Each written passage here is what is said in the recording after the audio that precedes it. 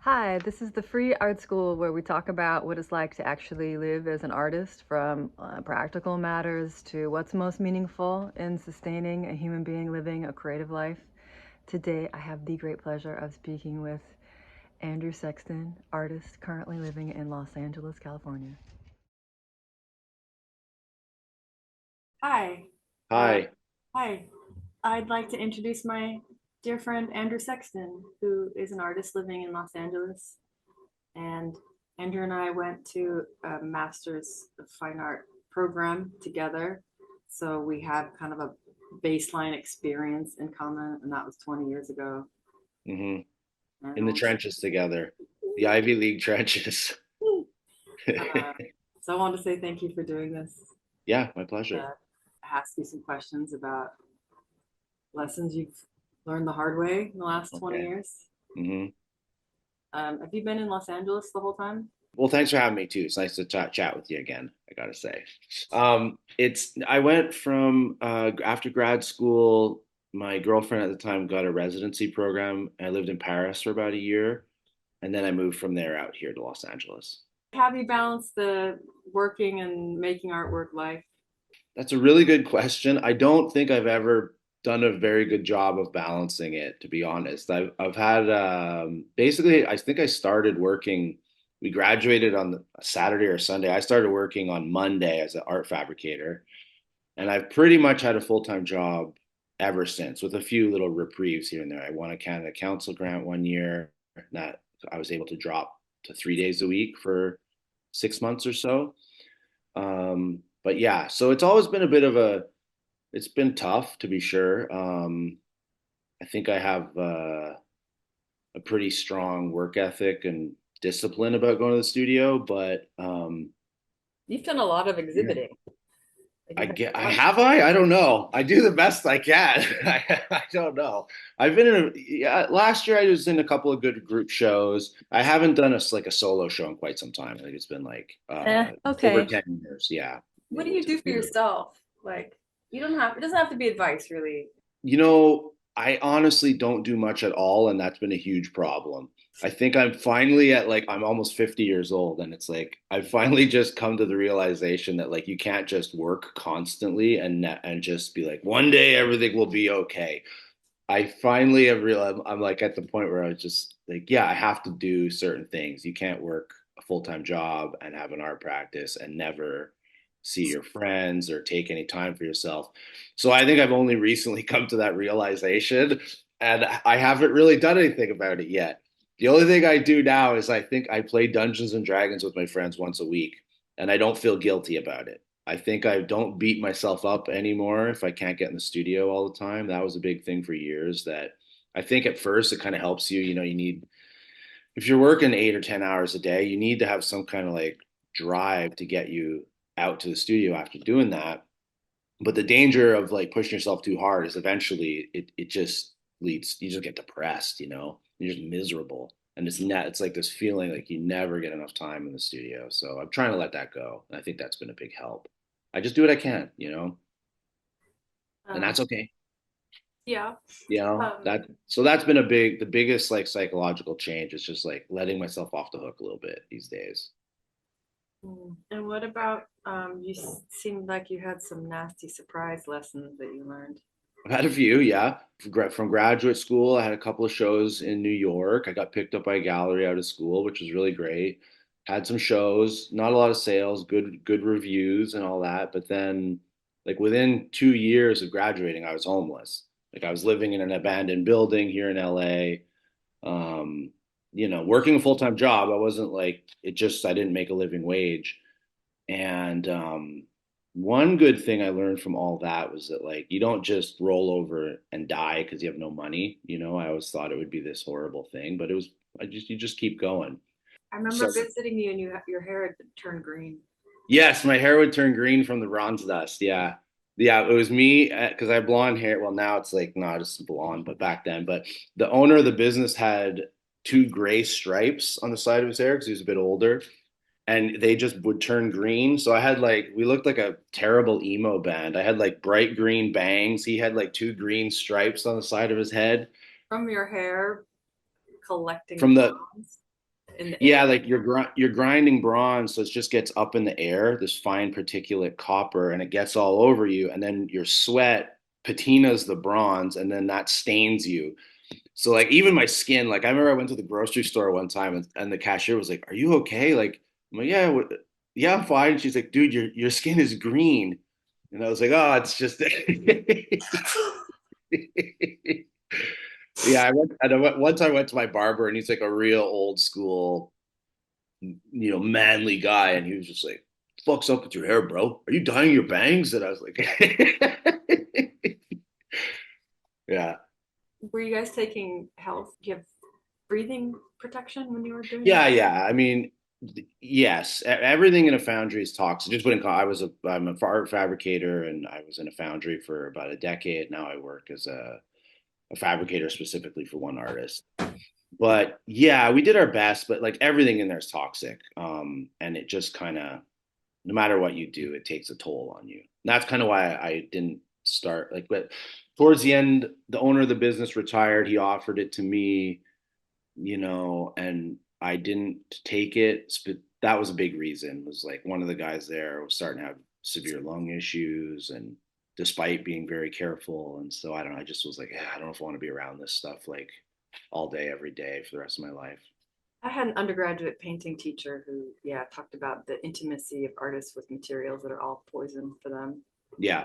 Even if a material is labeled non-toxic, she would say it only killed 49 rats, not. Yeah. Yeah. Yeah, but it wasn't the best. I mean, like I remember we used to wear these N95 masks.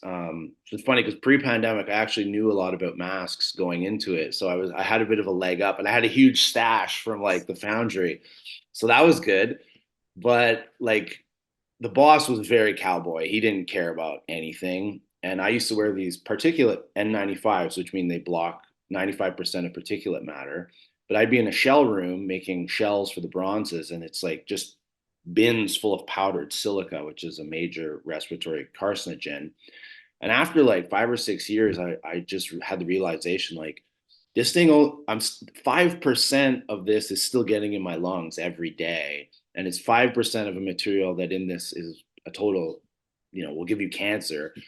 So that I was like, ooh, maybe I need to like tighten it up a little bit more. And I read the MSDS sheets on the silica, and you're not like if you wear clothes and walk into a room with that stuff, you're supposed to put your clothes in a bag and blow Yeah. yourself off and take a shower before you get in a car. And I mean, I didn't really do any of those things, I have to say. So really, it was like when I took over and became the foreman of the foundry, and I was responsible for other people's safety, that I really started considering those things and being like, oh shit, I have to be really careful because, you know, I don't want to be responsible for like misinformation leading to other people's, health problems. That would be pretty rough.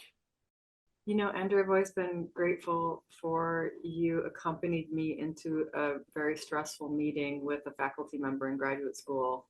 And I felt like you were, I always really appreciated you for doing that, for walking into that. And then it was a I don't meeting even, where it was like some quicksand conversation that culminated in this teacher telling me that if I wanted to make a positive contribution, that I was going into the wrong field. I don't even remember this. Oh, yeah, that's okay. You were there, and just Jeez. you being there, being like the witness at the time was like meant a lot to me. Oh God. Well, yeah. Sorry. I think on the negative side, like all that shit sticks with, so much harder when you're on the receiving end of it. Well, I chewed on it for a long time, and I thought, I disagreed because I think no matter what you do in life, you should ideally be trying to make some kind of positive contribution For wherever sure. whatever you do.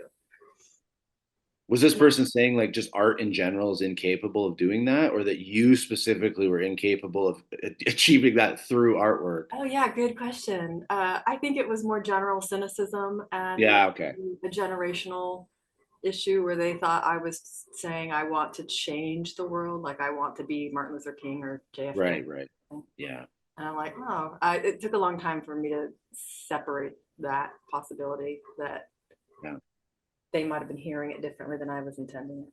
Right, right. I've had those cynical moments too, and I think that makes me feel that like it is important, maybe not in a immediate sense, but in a broader cult for the health of a culture, I think it's really paramount and super important.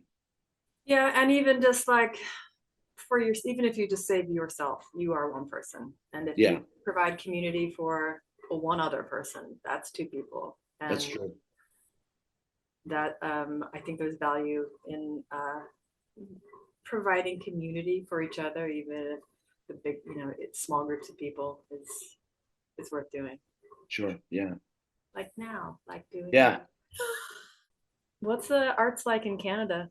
I think in general, when I was there, I think a lot of the Canadian art world is very much interested in like defining like a national identity for Canada, which I don't know that I'm that interested in.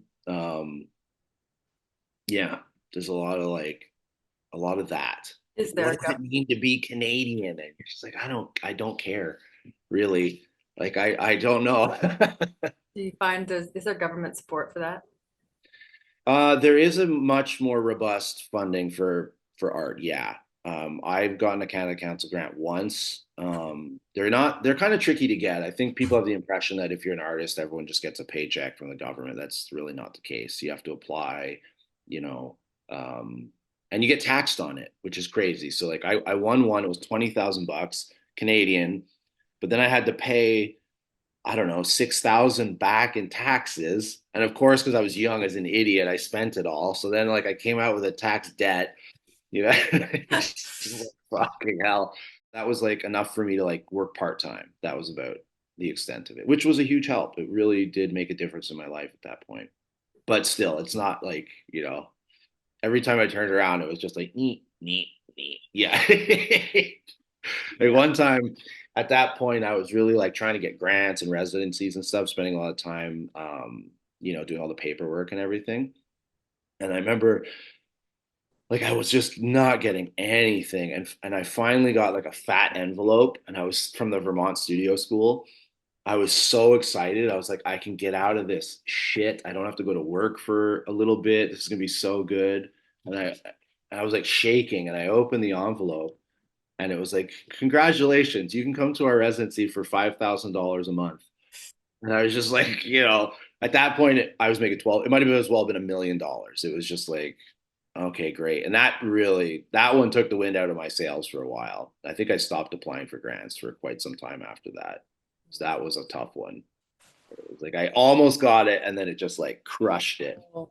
All right. What do you have any advice you'd give your younger self, like when you were 25? I guess I would say don't be so hard on yourself.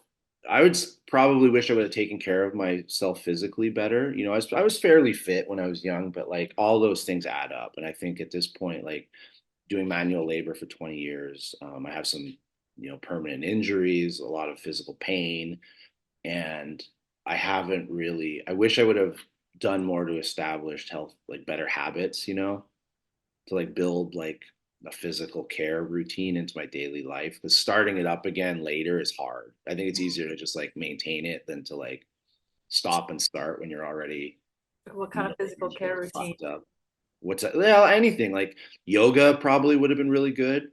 I do it a little bit. This isn't advice I've taken. It's just advice I wish I would have taken. I still don't do any of this stuff, but I should. But I'm trying to. I'm just recently, honestly, like finally come to the realization, like I said earlier, that I can't just like put my head down and plow forward and hope everything's going to be okay. Like you have to sort of take some time and carve some time out to take care of those things. 'Cause, yeah, Yeah, your it all body. catches up with you eventually. Your body is your primary tool. Yeah, and mine's getting a little janky. They're a little creaky. I wake up like fuck. It's just a way to wake up every day. I'd be like, oh God. But I don't know. It's what you do. I mean, every day, grateful for like eyeballs and fingers and legs. Yes, teeth. Oh yeah. Mm-hmm.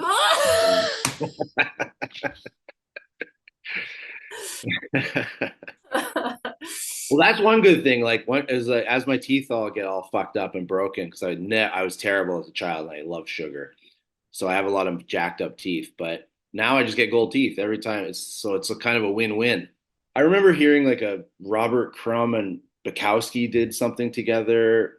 And I remember hearing Robert Crumb speak when I was young. I went to a lecture and he was like, said how Bukowski was like, yeah, you're pretty good, kid, but just stay away from the cocktail parties.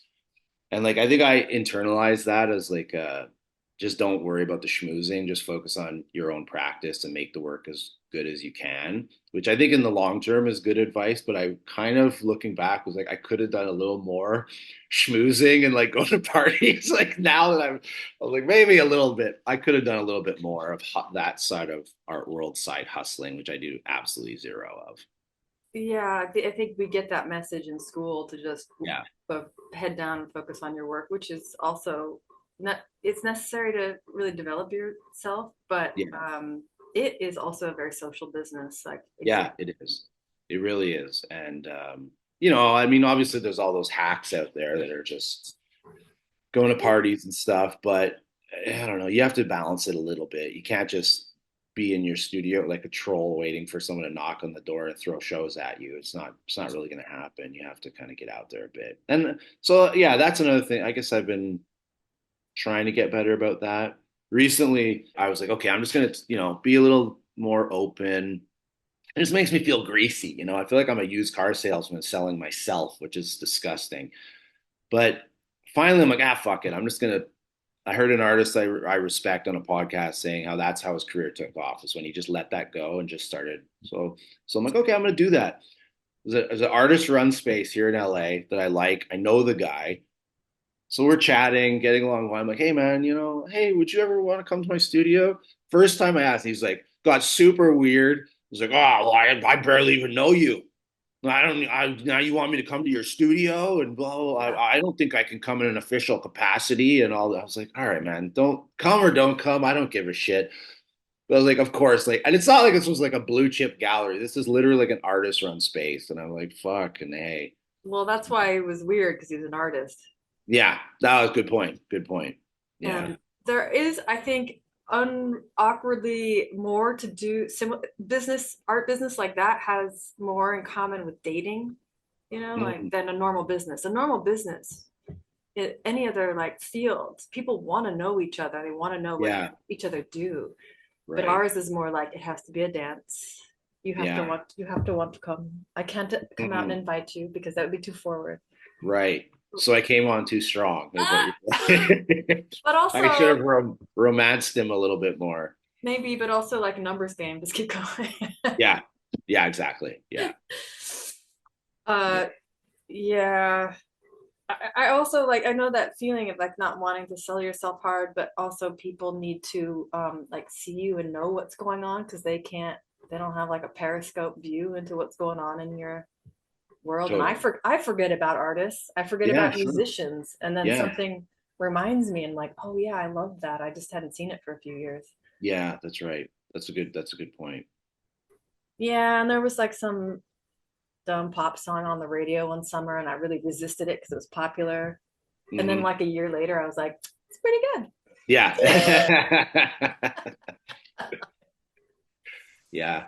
So I try to look at it like I do that too. I need a little help to like come around to things sometimes. Yeah. Totally. Yeah. So I guess those would be the things I would say for myself. Get out there a little bit more, don't be so hard on yourself. And I think yeah, and maybe engage with more other artists more, and try to like get out to studios. I think I let the like drive, like I just wanted art to be my day job for most of my life. And I think I just focused too much on just doing the art and that not necessarily engaging in it as a community practice, like reaching out to people, going to studio visits, stuff like that. And I think if you can shift your mentality where like that is part of your practice is communicating and sharing ideas and talking to people and like going to someone else's studio and talking about their work is just that's just like going to your own studio in some ways. So I'm trying to do that a little bit more too these days. Like, and usually that's cool if it's friends of mine or just people I meet at galleries that like their work, they're usually pretty open to just like, coming over and having a cup of coffee and just chatting and stuff. And that's pretty cool. Because some of these people, like, they're really incredible artists in LA. And sometimes I'm like, if this was a musician, it would be like I'm talking to a rock star, and I'm in the studio with them and just like a normal person. So there's kind of I don't know. There's a lot of amazing people and ideas and talents, and yeah, getting better about like just yeah interacting with it a little more. Oh man, I had some people over to my studio and they brought a stranger. That was a bad idea. I don't think they were ill meaning, but they were kind of going hard on me like it was a graduate school busting Oh, my butt critique. yeah, And I was like, yeah, mm, yeah. no. We're just trying to shoot the shit and Yeah, yeah, have a good time, talk about yeah, ideas. yeah, But the others were great, so I don't have a takeaway. Someone else said like never have strangers over, and I'm like, wow, one of the strangers was amazing. yeah. And you kind of have to if you're trying to like get curators and critics and stuff, and like sometimes I don't know how are you supposed to. Inevitably, someone's going to come in that you don't know that well. That seems okay. I think you just remember that studio is your space. It's a precious space, Mm, and you can kick anybody out if you want to. that's true. Yeah. I haven't had to do that in a very long time, thankfully. Oh, but you did in the past. In grad school, I did. Oh, Yeah, that was okay. kind of a funny story. Um, You don't have to say any I names. won't say who the artist is, but it was just like it just tanked so hard. He's an artist that I actually love, still really love the work. And one of the reasons I went to grad school, well, it was the only place that took me, but Me also too. because he was one of the like advising artists, and I was like, I can't believe I'll get to talk to this person. Like, I love their work. And I made like, I guess I was very young, so like I made a work kind of in that person's style to like welcome them to the studio, be like, hey, I made this piece, like a little tribute to you. And it did not go over well. He was like really, I think, thought it was like me sucking up to him or kissing his ass or something. And he got super weird. Our temperaments were very different. I'm kind of have a lot more energy. He was very slow. He was very rude and dismissive. And it was just going bad. And I was like, you know what? Yeah, I think we're good. I think you could just leave. And he didn't even say good. He just like turned around and walked straight out. And it's like, okay. But yeah, it really went south. It was pretty funny. I think that studio is a really intense place, both for the Yeah. artist and another artist visiting. That's a Yeah. good thing to remember how sensitive we are, and especially Yeah. in this is like I'm a snail and this is my shell. Right. A very intimate physical space where Yeah. I could probably keep it together somewhere else better. Yeah. So, Okay. hey, Rashawn told me a story about a questionnaire you had whenever you would have Uh, a studio visit in graduate school, that you give yeah. everybody this questionnaire. Yeah. I got tired of the most brilliant artists in the world coming in my studio and just like telling me how shitty my work was. And they were always right. You're like, oh God. It was just like week after week of getting hammered. So I just tried to make like a questionnaire. I was like, maybe I could get something out of this. Yeah, so I just asked them questions like, practical stuff because grad school doesn't really address any of that. Like, how do you approach a gallery? How much money do you make? Like, I didn't know anything. Like, do you show with museums, galleries? No one told us any of that stuff. So I was asking a lot of artists that kind of thing. Like, how much of their time do they actually spend making art versus, a day job or whatever? Yeah. Oh, And I cool. got some interesting answers. Oh, yeah. Yeah. You want to say, but you don't have to say the names, but Rashawn told Well, me a really interesting one about income. a very famous artist who is an advisor at Yale grad school. Everyone knows this person. They're a blue chip artist. And they came in, and I got along really well with them, had a great studio visit. And I was asking them about this kind of thing. And they had told me that right out of grad school, I think they had had a good year and made like and they were older than me. So this probably be in the mid 90s, early 90s. They had made like $54,000. Then was in the Whitney Biennial, picked up by a major gallery. And in the next year, they had made like 13,000 just because of the random however it worked, and had to move Yeah. out of their studio and was like basically living in a storefront that they found somewhere in Brooklyn, that was just a disaster and was raising chickens in the back and all kinds of stuff. But I think that's really common with people. I've seen that a lot here in LA too. Like there's when I first moved out here, I went to go, you know, Peter Saul, the painter, the Yeah. guy from, Yeah. yeah, I like his paintings. So I went to see at a piece in a group show in Santa Monica, and I actually had the nerve. I'm like, how much is the Peter Saul painting? And it was like 60,000. And I was like, all right, you know, he's in the history books and stuff. And then I had happened to go to a show at Deitch Projects in New York. I'd flown back and was checking stuff out. And there's an artist who was our age, who was like all the rage in the early 2000s, and had a drawing that was like 100 and something thousand. It was a big drawing, to be fair, but I was like, that, you know, I don't know much about pricing, but that doesn't make any fucking sense. And within, like, that guy's an art handler now. Like, I think his whole life, like, he had a bad review, got called out for some Mm. misogyny in his work, and like his wife divorced him, couldn't afford his house, and yeah, he's like making $25 an hour just moving other people's art around. It's very, very common. um yeah, Mm.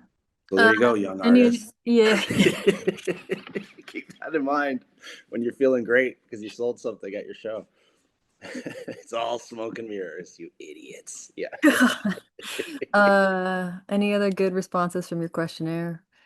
Or was that the Well, best one? one of the really good ones, again, I can't say who it was, but it was a person. One of the questions I would ask people is like, why do you do this? Like, what do you really get up in the morning? Like, what gets you up in the morning, keeps you making art? And this person, who is now fully canceled, was just like, you know, I just want to walk into a room and people know who I am. Not idiots, not he's like, I want like New York intellectuals to know who I am when I walk in the room. And boy, did this person achieve that, but to not the way they were expecting, I think. Yeah, Oh boy. Oh yeah, wow. Okay. yeah. Off camera, I'll tell you who that was. Okay. You'll know, I'm sure. Yeah. Okay. Well, thanks, Andrew. Yeah, it was Talk great to chatting with you as Yeah, always. talk to you another time, I hope. Yeah, for sure.